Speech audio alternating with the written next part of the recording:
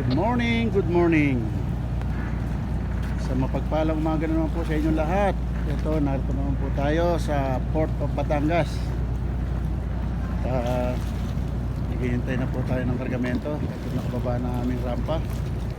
Yan po nagdadaan ng mga sasakyan at ang mga pasahero. Yan po. Thanks God at pinagbigyan na tayo ng magandang panahon. Kaya po maganda mga biyahe. Hindi na po tayo nahihirapan na mag-atraka o di sa traka. Sabi naman ng mga Amerikano mag-maneuver. Ayan po. Yun, yung aming sister si Pinaw na umalis.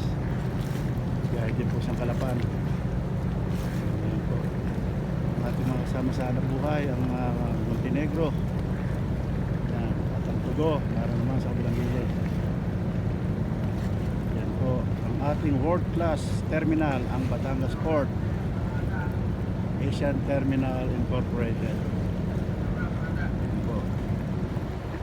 Napakaganda po, hindi na po nakakaya.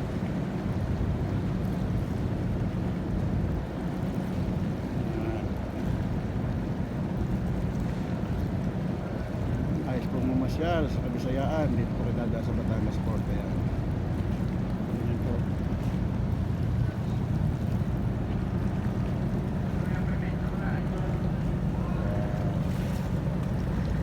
Ating naglilingkuran ni kulay orange, ngayon naman po ay narito tayo sa kulay blue.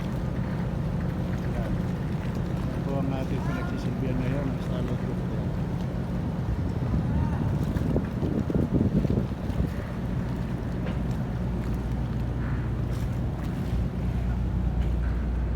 Naghihintay lang po tayo ng tamang oras ng paglo-loading.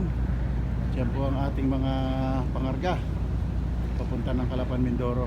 Ayan po, naka-standby na po sila. Yan. Yan po ang kaganapan dito sa Port of Batangas. Sige po, lagi po kayong mag-iingat. Saan man po kayo naroon parte ng Pilipinas o ng mundo, lagi po kayong mag-iingat. Yan naman yung mga gawain. Mabuhay po tayong lahat. Sige po, hanggang sa muli. Magandang umaga po.